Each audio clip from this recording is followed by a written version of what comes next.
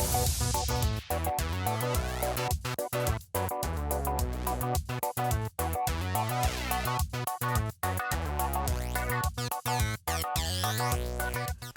welcome to Alyssa Jean's Reviews. My name is Alyssa, and this is my review for Black Panther Wakanda Forever. This is the latest film in the Marvel Cinematic Universe. This review will be largely spoiler free. I'm going to tack on a little spoiler section at the end so I can get into more details about certain things, but I do feel like for the most part I can express my thoughts without spoilers. So if you haven't seen the film yet, you are good for most of this video. And then once the spoiler section comes up, I'll give you ample warning. You can skedaddle, and you can hopefully come back and rejoin me for the spoiler section after you've seen the film. Now, if you have seen the film, you can watch this whole video. The spoiler-free section will still be meaningful to you, and then I'll get into more details in the spoiler section. So, I gotta set the stage first, kind of how I was feeling about Marvel overall coming into this film, and I have to be honest and say I was starting to experience some franchise fatigue. I'm getting marveled out. And when I say that, I am not saying that I'm one of those people who thinks that Phase 4 is a disaster and all the movies suck and all the Disney shows suck and things are worse than Thor the Dark World and Iron Man 2 and all this other nonsense I've been hearing. That narrative is out there. I am not a part of that. I do not feel that at all. I feel more that I'm being oversaturated with mediocre, average to slightly above average projects, 7 out of 10 type of things, again and again, one after the other, and it's become tiresome. And that's not to say all of them are like that in Phase 4. I actually loved Spider-Man No Way Home, Loki, WandaVision. I like Doctor Strange a lot more than others. That was up there for me, maybe because I'm just really into the multiversal stuff. I like Moon Knight, although the ending was left a lot to be desired. I still thought Moon Knight was pretty strong. But for the most part, what I'm feeling is one after the other mediocre or slightly above average projects, and it has become tiresome. So coming into Black Panther Wakanda Forever, that's kind of how I was looking at this one. I wasn't necessarily super excited about it. It's the post Chadwick Boseman Black Panther movie, and they need to do it. It's really important to do it. But Chadwick Boseman kind of made the first film. He was the Black Panther. I also agree with the choice to not recast him. I think they made the right choice. I think it would be weird to have a different T'Challa. So I don't disagree with that choice, but I was not particularly pumped for this film. If I wasn't reviewing it, then I probably would have waited a week or two to go see it. Now, the reason why I'm reviewing it is for my own self. I had committed to myself I was going to review every project in Phase 4, and this is the last one, so I'm not going to stop. But my franchise fatigue is making it so I no longer feel like I need to review every single Marvel project that comes out from here on out, unless I'm particularly excited about it, like I am for Ant-Man and the Wasp: Quantumania. I will probably cover that because I am excited about that because it's a multiverse movie. It has Kang in it, so I will probably cover that.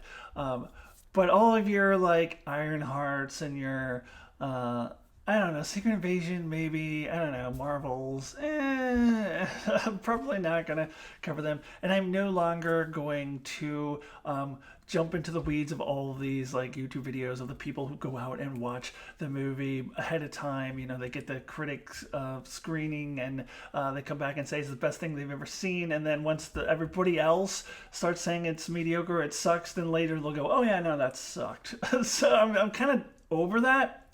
Tired of that. I'm not going to watch all these trailer breakdowns anymore, unless perhaps it is a film like Ant-Man that I'm excited about. But I'm not going to get into the weeds of it anymore. I'm still going to watch all of them, but I'm not going to get down and dirty with them as I have been. And this is where my franchise fatigue is coming in. It's not to say I'm not going to watch any more Marvel Phase 5 projects, I should say, moving over into Phase 5 because of my franchise fatigue. I'm still going to watch it all. I'm just not going to get down and dirty with them anymore, and I'm not going to review them unless I'm particularly excited about it. So Wakanda Forever. I came in not super excited about it. It was like, yeah, fine. I'm sure it'll be fine. I came out feeling like, yeah, it was a good movie. I liked it. It was kind of on par with what I expected. I did see a headline on my Facebook page, one of those clickbaity articles that pops up before the film was released, saying, "Oh, this is the best MCU Phase 4 project." I am sure that once everyone else says it's mediocre or it sucks, that narrative will go away, as what usually happens with all these films. But for me, I would put it behind the five that I mentioned earlier, and it's in close competition with Shang-Chi for sixth place, I would say. So I think it's kind of in the middle, sort of upper echelon, but not one of the best of Phase 4. And that's just talking about Phase 4, not even talking about the whole Marvel Universe. You want to compare it to the first Black Panther, I mean, it's hard to. It would have been hard for this one to overtake the first Black Panther with Chadwick Boseman. And you want to compare it to previous Marvel films, yeah, it's down there, like kind of in the middle, upper mediocre, a little bit more than average. That's how I feel about this film. Now, let me start with the beginning, and they do address the death of Chadwick Boseman, therefore the death of T'Challa immediately, right at the beginning of the film. And without spoiling it, I'll say I think that they did it as well as they possibly could have. I think they handled it well. I think the way that his death affects the other characters works really well.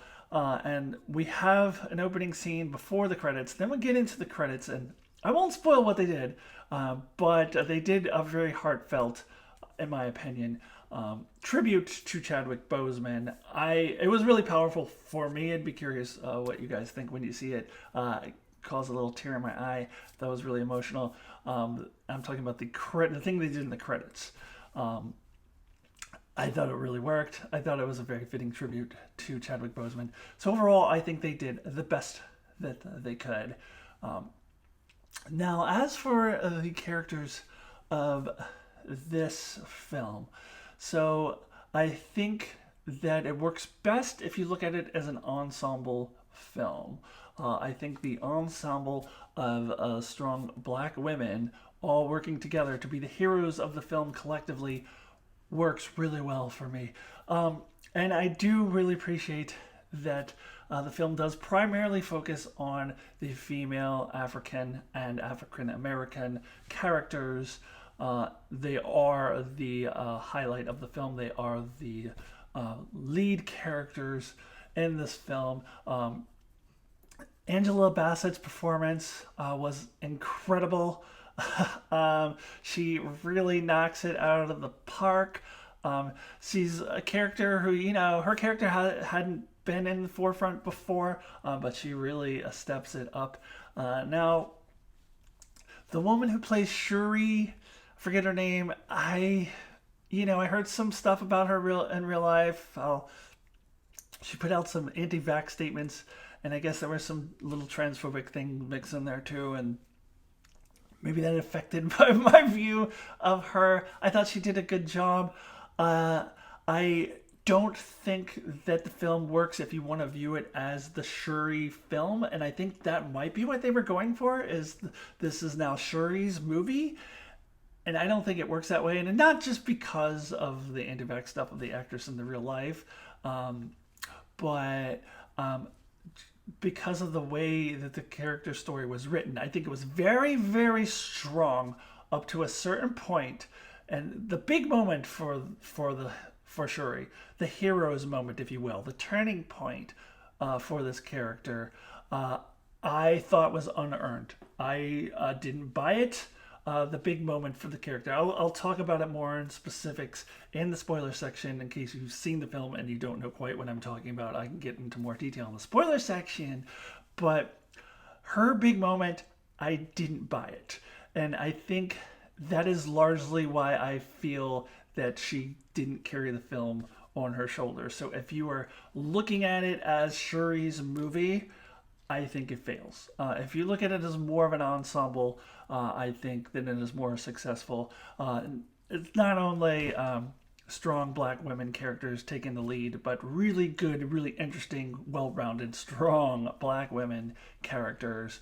And as I said, Angela Bassett, fantastic. So absolutely fantastic in that regard. Then you have Namor as the villain. Now, this was weird to me because I haven't read Marvel comics since the 90s, and Namor was always in the Avengers. So I didn't know that, like, I guess later he kind of becomes a villain sometimes, and sometimes he's good and whatever. Yeah, so I don't know.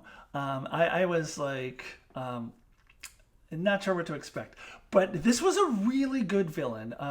Definitely not mustache twirly. Definitely a well-rounded villain. I probably get a lot of flack for this, but I dare say I liked him better than Killmonger. I know. I thought Killmonger was slightly bit overrated. I always had a hard time buying that character as a Wakandan. I don't know. It just didn't quite fit for me.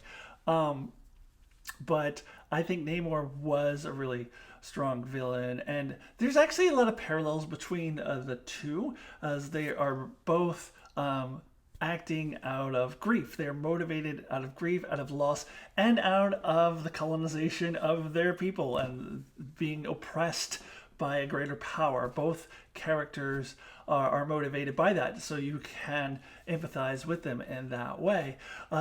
Actually, you throw Shuri in here as well, and there is a lot of themes going on here around reacting to grief and what does it cause you to do? Do you do the right thing? Do you take out all your anger on other people? So even though Killmonger was from the previous film, I think you could tie him in with Namor and Shuri with that theme. And Killmonger actually, his presence is felt. He's mentioned. That's all I can say about it.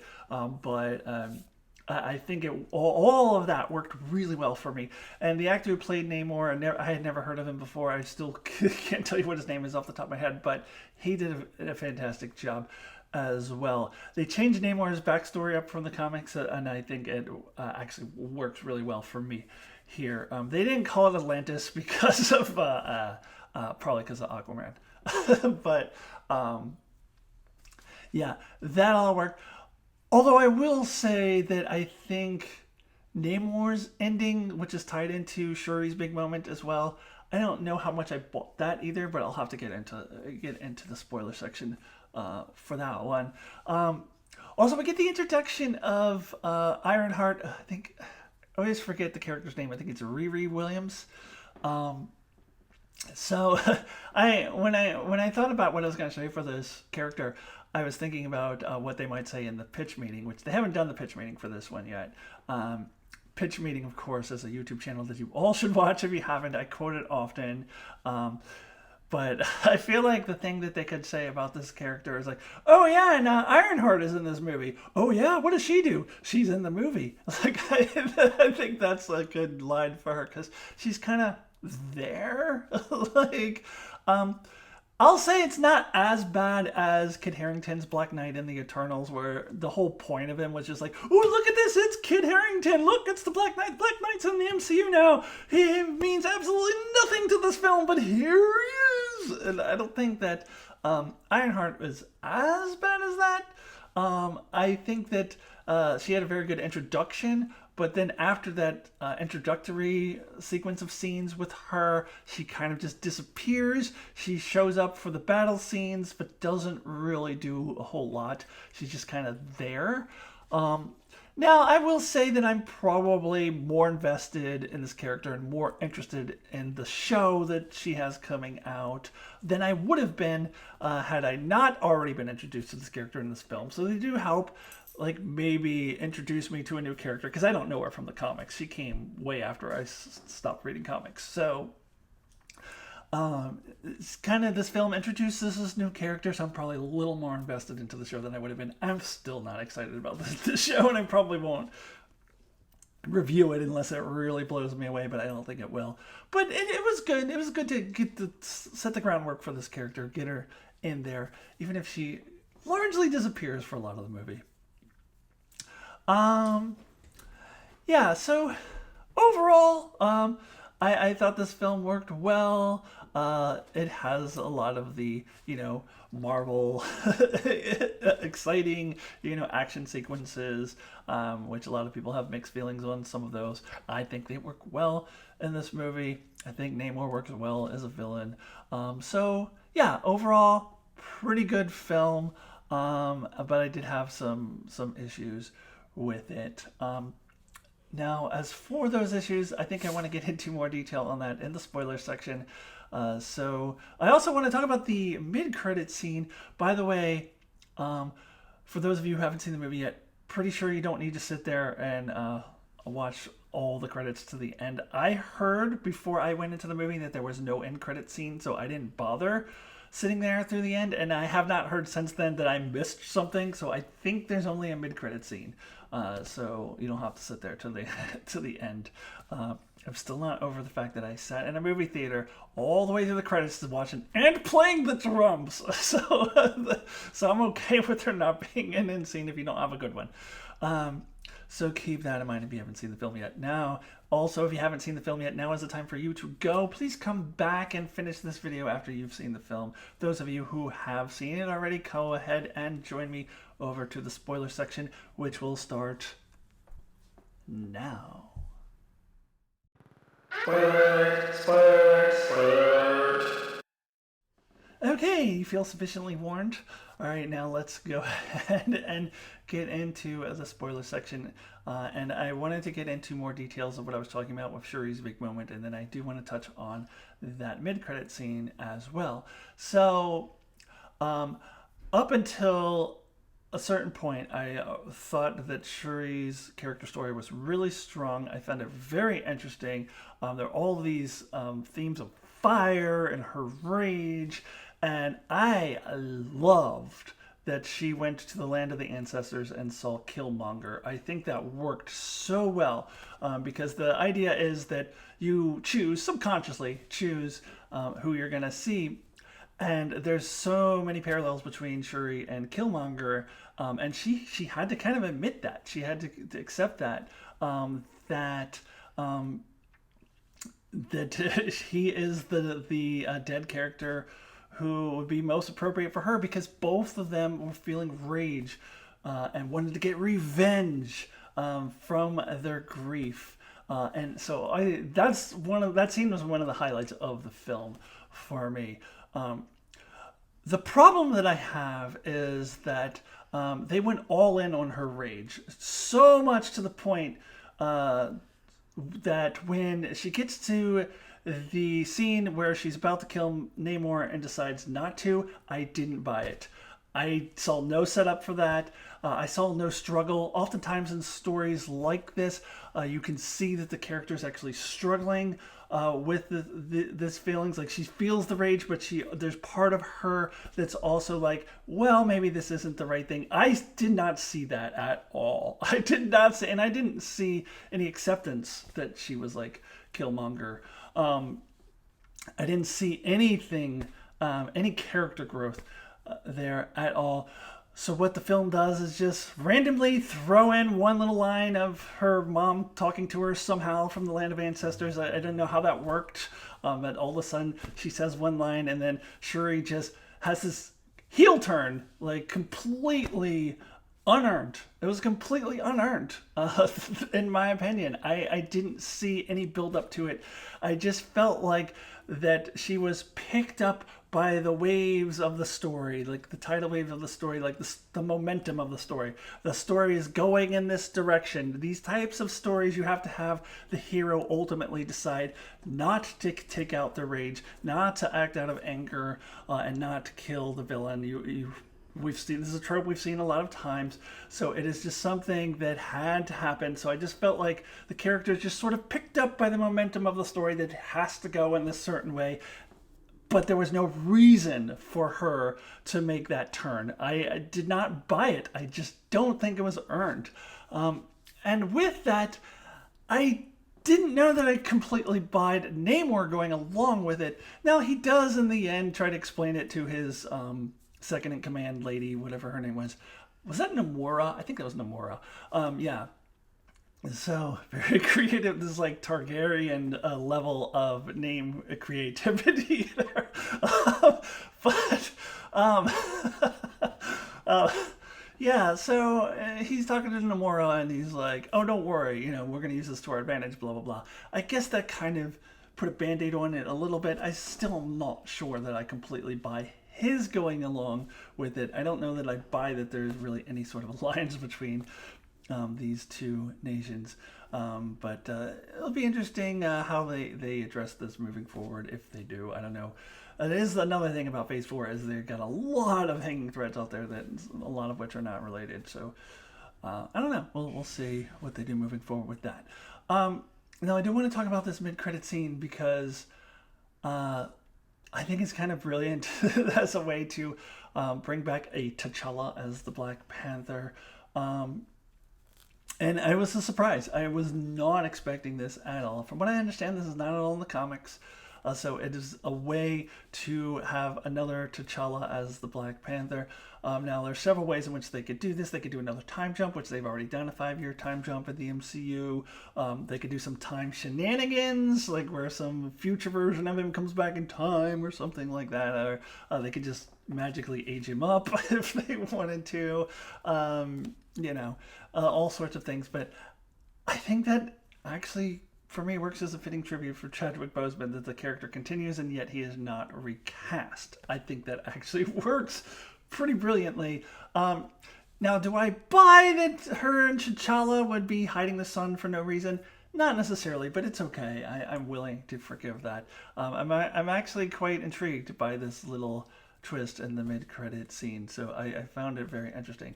I liked it, and I'm very curious to see how they're going to get the new T'Challa to be in the forefront. I very much got the impression that Shuri is just a placeholder and she has no interest in being queen. We get that scene with that one dude going in there and challenging for the throne, and Shuri does not want to challenge for the throne. So I think she's very much a placeholder for T'Challa Jr. at this point. Very interested to see what they do moving forward. All right, so I'm going to go ahead and end this with my rating out of 10. 1's the lowest possible score, 10's the highest possible score. I'm giving this an 8. Pretty good movie. I did have some issues with it that I did talk about in this review. But it kind of does fit in with all of the average, slightly above average tone of the MCU Phase 4. But I enjoyed it. I think next time a movie like this, I'd probably wait a couple weeks to go see it and not review it. But it's still pretty good. All right, thank you so much for watching. Please join me for my Star Trek coverage if you're into Star Trek. I also do videos about my transition and my life as a trans woman.